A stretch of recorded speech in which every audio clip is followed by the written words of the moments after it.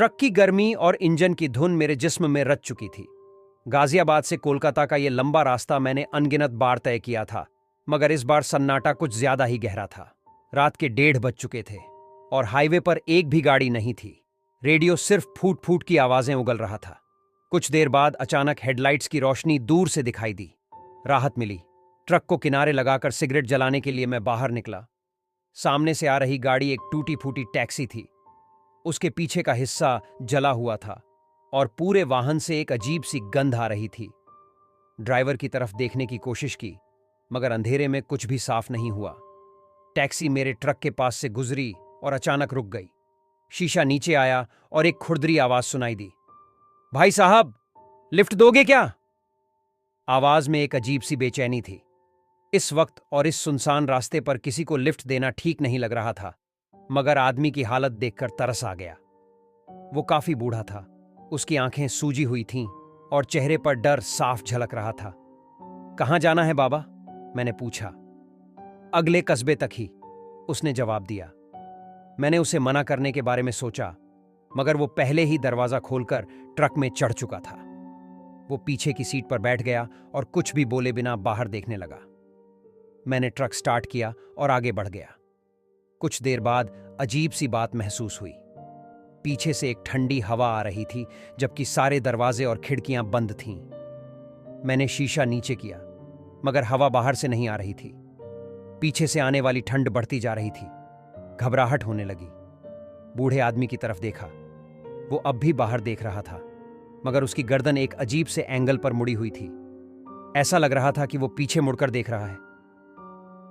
बाबा ठीक तो हो ना? मैंने थोड़ी हिम्मत जुटाकर पूछा। कोई जवाब नहीं आया। मैंने पीछे मुड़कर देखा। बूढ़े आदमी की सीट खाली थी। ट्रक में अंधेरा था, मगर सामने से आते हुए ट्रैफिक की रोशनी थोड़ी सी झलक रही थी। उसी रोशनी में मैंने देखा कि पीछे की सीट पर एक सफेद साया बैठा हुआ है। उसका कोई चेहरा नहीं था, बस सफेद धुंध का एक गोला। खून जम गया। ट्रक को किनारे लगाकर मैं भागने लगा। हाईवे पर कहीं भी रोशनी नहीं थी। पेड़ों के पीछे से अजीब सी आवाजें आ रही थीं। तभी अचानक वो सफेद साया मेरे सामने आ गया।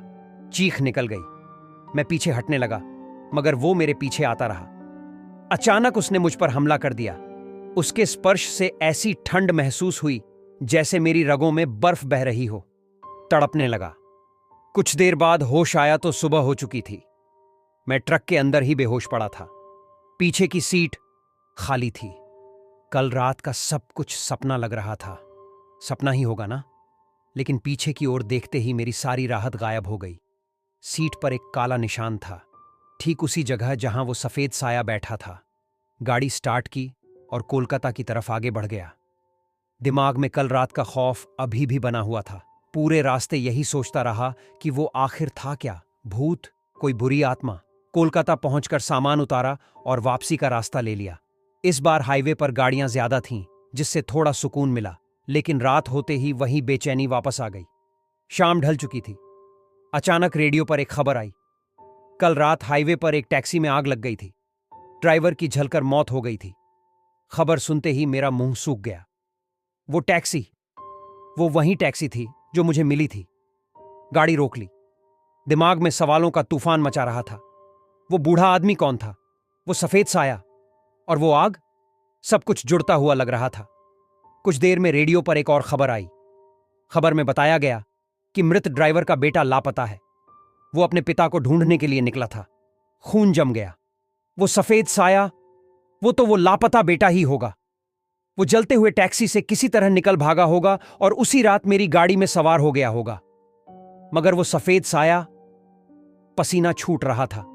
शायद वो जलने से मर चुका था और अब भटकती आत्मा बनकर बदला ले रहा था। लेकिन मुझसे उसका क्या लेना देना? गाड़ी स्टार्ट नहीं हो रही थी।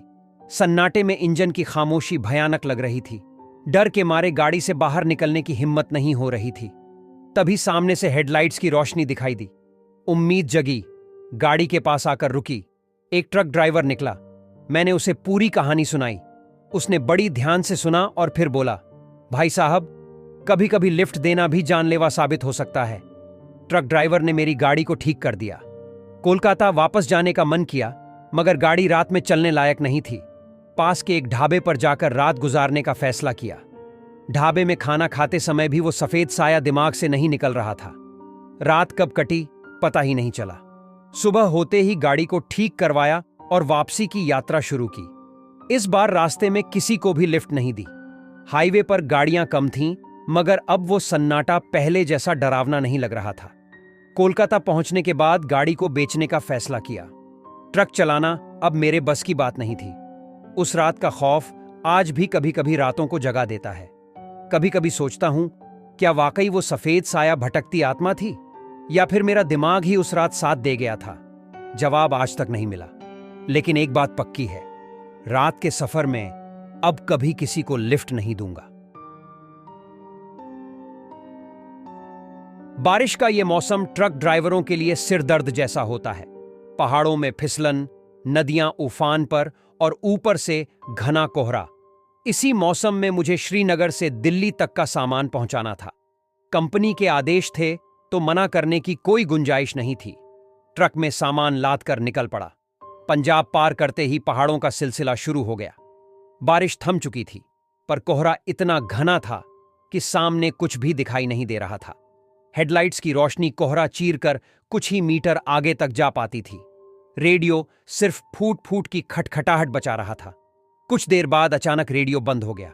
सन्नाटा इतना गहरा हो गया कि अपनी सांसें भी गिन पा रहा था। गाड़ी की रफ्तार धीमी कर दी। तभी सामने से एक आवाज सुनाई दी, किसी औरत के रोने जैसा आवाज। डर के मारे सीट पर गिरा, पर आवाज फिर आई, और इस बार ज्यादा करीब से। शीशा नीचे किया, मगर कोहरे के सिवा कुछ भी दिखाई नहीं दिया। आवाज थोड़ी देर और आई, फिर अचानक बंद हो गई। गाड़ी आगे बढ़ाने ही वाला था कि सामने सड़क पर एक सफेद साड़ी पहनी हुई औरत दिखाई दी। कोहरे के कारण उसका पूरा रूप तो नहीं देख पाया, पर वो बीच सड़क पर खड़ी थी। गाड़ी को तुरंत ब्रेक लगा दिए। औरत धीरे धीरे मेरी तरफ बढ़ने लगी। डर के मारे सांसें थम सी गईं। हॉर्न बजाने की कोशिश की, पर हॉर्न भी खराब हो चुका था। औरत अब बिल्कुल पास आ चुकी थी। उसके चेहरे पर घना कोहरा जमा हुआ था, कुछ भी नहीं दिख रहा था। तभी ट्रक का दरवाजा अचानक खुल गया। सहम के मारे चीख निकल गई। औरत ट्रक के अंदर घुसी और सीधे पीछे वाली सीट पर बैठ गई। मैं पागल हो चुका था। गाड़ी स्टार्ट की और बेतहाशा आगे बढ़ा दिया। कोहरे के कारण रफ्तार ज्यादा नहीं ले पा रहा था। दिमाग में बस यही ख्याल था कि किसी भी तरह इस जगह से निकल जाऊं। घंटों गाड़ी चलाने के बाद अचानक कोहरा हटने लगा। थोड़ी देर बाद सामने एक बड़ा सा दर्रा दिखाई दिया। गाड़ी को दर्रे के मुहाने पर रोका। ट्रक से नीचे उतरकर पीछे देखा। सीट खाली थी। राहत का एक सांस लिया। शायद वो औरत सपना ही थी। गाड़ी स्टार्ट की और दर्रे में दाखिल हो गया। दर्रा बहुत ही संकरा और ऊबड़ खाबड़ था। धीरे धीरे गाड़ी चला रहा था। तभी अचानक गाड़ी का टायर फट गया। गाली निकल गई। टायर बदलने लगा ही था कि सामने से एक जीप आती हुई दिखाई दी। गाड़ी रोककर रास्ते का किनारा कर लिया। जीप के पास आते ही रुक गई। जीप में से एक बूढ़ा आदमी निकला। उसने मेरी परेशानी पूछी और टायर बदलने में मदद करने लगा। कुछ देर में टायर बदल गया। बूढ़े आदमी ने जाने से पहले चेतावनी दी, बेटा, रात होने से पहले दर्रा पार कर लेना। रात को इस दर्रे में ना फंसना। उसने जो कहा उसका मतलब समझ नहीं आया, पर रात होने वाली थी तो वक्त गंवाने का भी रिस्क नहीं ले सकता था। बूढ़े आदमी को धन्यवाद देकर गाड़ी स्टार्ट की और आगे बढ़ गया। दर्रा पार करना मुश्किल था, पर रात होने से पहले निकलने की जिद थी। घंटों दर्रे में गाड़ी चलाने के बाद भी रास्ता खत्म होने का नाम नहीं ले रहा था। सूरज धीरे धीरे डूबने लगा और पहाड़ों के बीच अंधेरा छा गया। अचानक याद आया कि बूढ़े आदमी ने रात को दर्रे में ना फंसने की बात कही थी। डर का पसीना छूटने लगा। गाड़ी रोककर हेडलाइट्स जलाए, पर उनकी रोशनी ज्यादा दूर तक नहीं जा पा रही थी। रेडियो भी खराब हो चुका था, जिससे संपर्क का कोई साधन नहीं था। गाड़ी में अकेला था और डर का साया गहराता जा रहा था। तभी सामने से वही रोने जैसी आवाज सुनाई दी, औरत की आवाज। डर के मारे गाड़ी से उतरने की हिम्मत नहीं हो रही थी। ट्रक के अंदर से ही चारों तरफ देखा, पर कुछ भी दिखाई नहीं दिया। आवाज आती रही, हर बार ज्यादा करीब से। थोड़ी देर बाद ट्रक के पीछे से जोर की आवाज आई, जैसे कोई भारी चीज गिरी हो। डर के मारे ट्रक से बाहर निकलने की सोच भी नहीं पा रहा था। आवाजें आती रहीं, कभी रोना, कभी चीखना। रात भर यही सिलसिला चलता रहा। सुबह होते ही सूरज की पहली किरण देखते ही राहत का सांस लिया। चारों तरफ देखा, पर कुछ भी असामान्य नहीं था। ट्रक के पीछे भी कुछ नहीं गिरा था। रात के डर को दिमाग का भ्रम मानकर खुद को समझाया और गाड़ी स्टार्ट की। कुछ देर बाद अचानक सड़क के किनारे एक झोंपड़ी दिखाई दी। रात भर की परेशानी के बाद किसी से बात करने का मन किया। गाड़ी को झोंपड़ी के पास रोका। एक बूढ़ी औरत झोंपड़ी के बाहर बैठी थी। उसके पास जाकर रात की परेशानी बताई। बूढ़ी औरत ने ध्यान से सुना और फिर बोली, बेटा, तुम कल रात भूतिया दर्रे में फंस गए थे। उसके मुंह से भूतिया दर्रा शब्द सुनते ही मेरा मुंह सूख गया। भूतिया दर्रा? ऐसा कोई दर्रा तो नहीं होता? बूढ़ी औरत हंसने लगी। नहीं होता? रात में उस दर्रे में जाने वाले कभी वापस नहीं आते। तुम्हारे साथ वो औरत का भूत था। वो रात को गाड़ी के पीछे चिपक कर चलती है। उसने आगे बताया कि सालों पहले इस दर्रे में एक औरत की दुर्घटना हुई थी। उसका भूत अब भी दर्रे में भटकता है और रात को गाड़ी वालों को परेशान करता है। बूढ़ी औरत की बातें सुनकर रात भर की घटनाएं दिमाग में घूमने लगीं। ट्रक के पीछे से आने वाली आवाज, सफेद साड़ी वाली औरत का अचानक दिखना, सब कुछ सच लगने लगा। कुछ देर में वहां से निकलने का फैसला किया। बूढ़ी औरत ने एक ताबीज दी और कहा, यह तुम्हें बुरी आत्माओं से बचाएगी। धन्यवाद देकर गाड़ी स्टार्ट की और दर्रे से निकलने की कोशिश करने लगा। रास्ते में एक बार भी रुका नहीं। दर्रे से निकलने के बाद ही राहत का सांस लिया। इस घटना के बाद ट्रक ड्राइविंग करना मुश्किल होता जा रहा था। हर रात सपने में भूतिया दर्रा और सफेद साड़ी वाली औरत दिखाई देती थी। कुछ दिनों बाद कंपनी छोड़ दी और ट्रक बेच दिया। अब शहर में रहता हूं, एक साधारण सी नौकरी करता हूं, पर पहाड़ों का खौफ आज भी बना हुआ है। कभी कभी रातों को अचानक नींद खुल जाती है और उस रात की घटनाएं दिमाग में घूमने लगती हैं। दिल्ली की सर्द रातों में पहरा देना किसी सजा से कम नहीं होता। हवा इतनी तेज चलती थी कि मानो हड्डियां तोड़कर रख देगी। मैं, रवि, पिछले 10 सालों से इस पुरानी सुनसान हवेली का चौकीदार था। हवेली इतनी पुरानी थी कि उसके बारे में कई कहानियां और किस्से प्रचलित थे। लोग कहते थे कि हवेली में रहने वाले आखिरी परिवार के साथ कोई अनहोनी हुई थी। पूरा परिवार रातों रात गायब हो गया था। तब से हवेली वीरान पड़ी थी। इसकी ऊंची दीवारें और टूटी फूटी खिड़कियां रात के अंधेरे में किसी भयानक राक्षस के मुंह जैसी लगती थीं। इस रात भी हवा का रुख खतरनाक था। पेड़ों की टहनियां आपस में टकराकर भयानक आवाजें पैदा कर रही थीं। तभी अचानक हवेली के अंदर से एक चीख सुनाई दी। चीख इतनी भयानक थी कि मेरा खून जम गया। कुछ देर तो सदमे में खड़ा रहा, फिर हिम्मत जुटाकर हवेली के लोहे के गेट की तरफ बढ़ा। गेट पर लगा ताला जंग खा चुका था। उसे खोलना आसान था, मगर हवेली के अंदर जाने की हिम्मत नहीं हो रही थी। चीख फिर सुनाई दी, इस बार ज्यादा करीब से। अब और देर नहीं कर सकता था। लोहे का गेट खोलकर थोड़ा अंदर झांका। हवेली के अंदर का अंधेरा इतना घना था कि कुछ भी दिखाई नहीं दे रहा था। टॉर्च जलाकर थोड़ा और आगे बढ़ा। हवा में धूल के कण नाच रहे थे। टॉर्च की रोशनी उनके बीच टिमटिमा रही थी। हवेली के बड़े हॉल में पहुंचा। जमीन पर गिरे हुए फर्नीचर के टुकड़े बिखरे पड़े थे। दीवारों पर लटके हुए पुराने चित्र धुंधले पड़ चुके थे। तभी एक और चीख सुनाई दी, इस बार ऊपर से। हवेली में सीढ़ियां थीं जो ऊपर की मंजिलों तक जाती थीं। सीढ़ियां टूटी फूटी थीं। हर कदम पर गिरने का डर सता रहा था। फिर भी हिम्मत करके सीढ़ियां चढ़ने लगा। हर कमरे में झांकता गया, मगर कुछ भी नहीं मिला।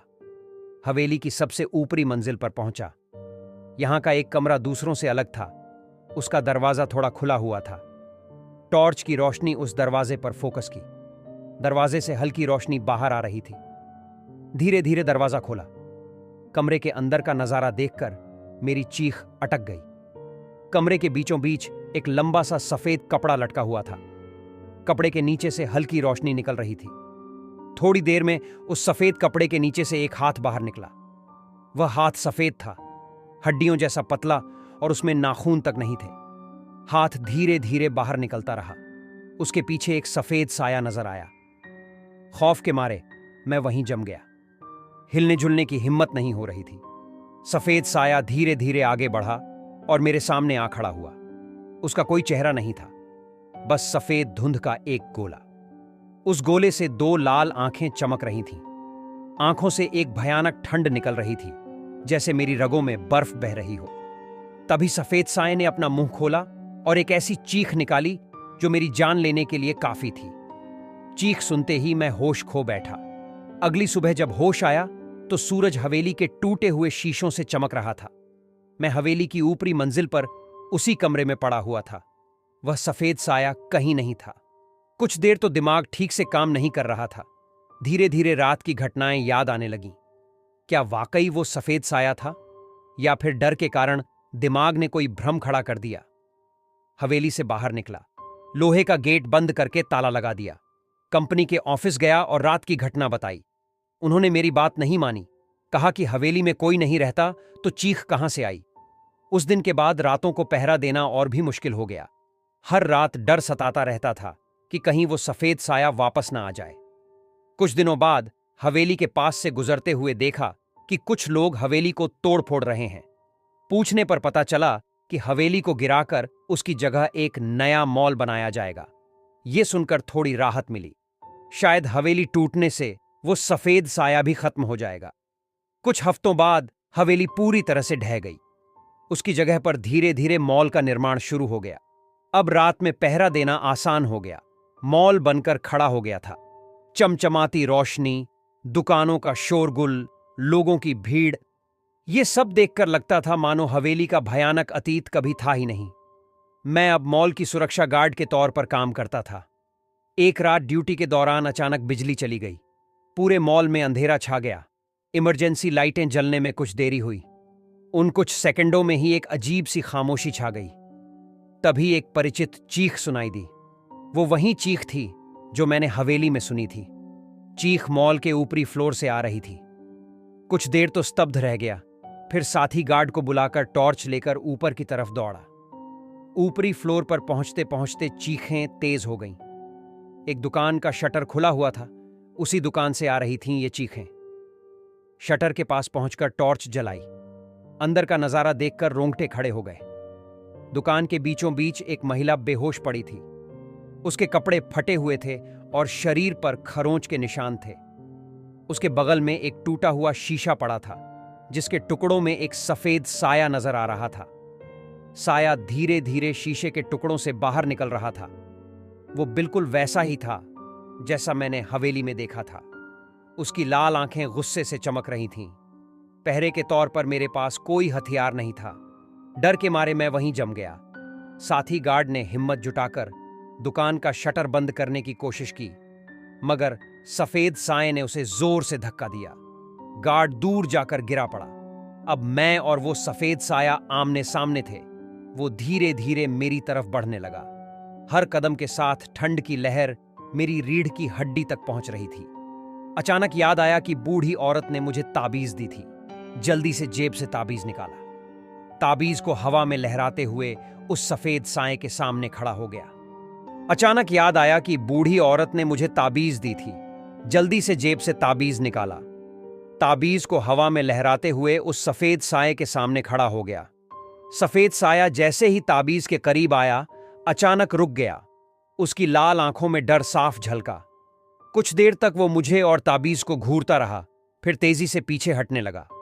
वो दुकान के पीछे के दरवाजे से बाहर निकल गया और अंधेरे में गायब हो गया।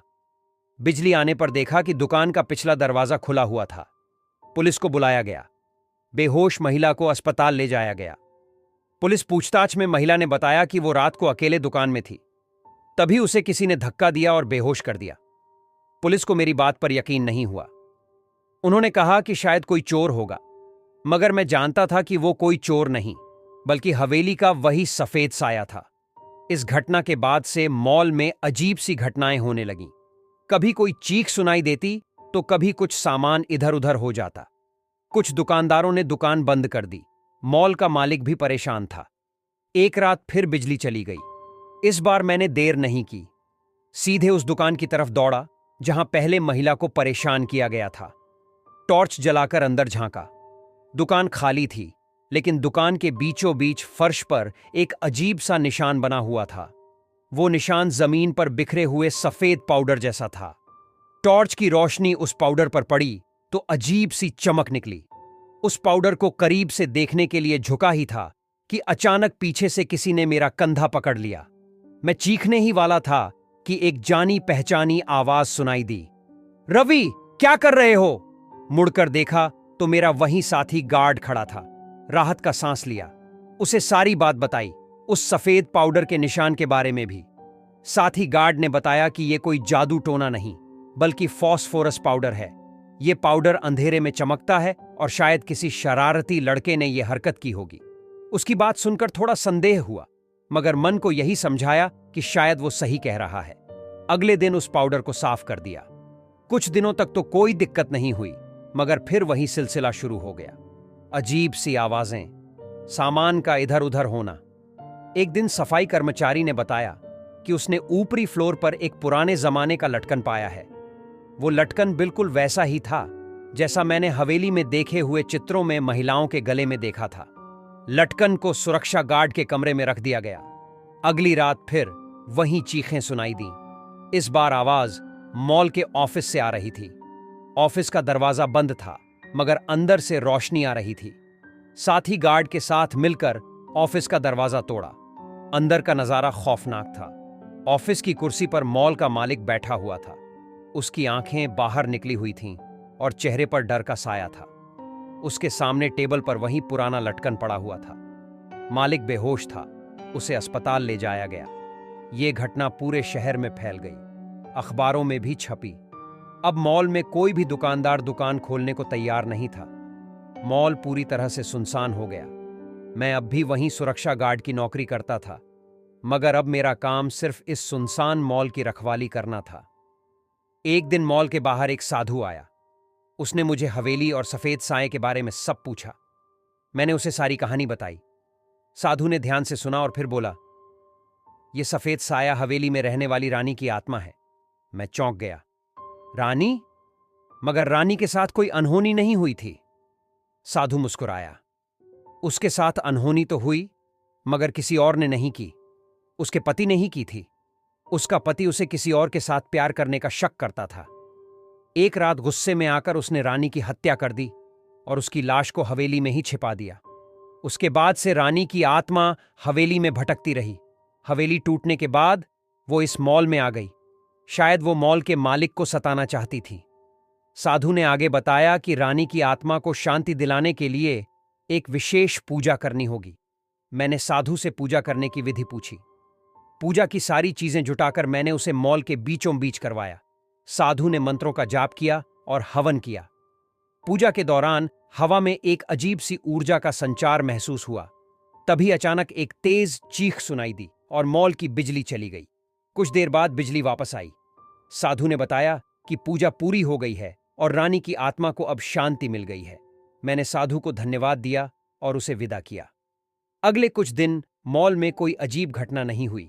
सन्नाटा तो अभी भी था, मगर वो डरावना सन्नाटा नहीं रहा था। ऐसा लगता था मानो मॉल से कोई अदृश्य बोझ हट गया हो। कुछ समय बाद मॉल को फिर से खोलने का फैसला हुआ। दुकानदारों को वापस लाने के लिए रियायतें दी गईं। धीरे धीरे मॉल में फिर से रौनक लौटने लगी। मैं अब भी वहीं सुरक्षा गार्ड के तौर पर काम करता हूं। अब मेरा काम सिर्फ लोगों की सुरक्षा करना है, किसी भूत या आत्मा से नहीं। कभी कभी रात में अकेले गश्त लगाते समय वो पुराने दिन याद आ जाते हैं। ये कहानी सच है या नहीं, ये मैं नहीं जानता, मगर ये अनुभव मुझे जीवन भर याद रहेगा।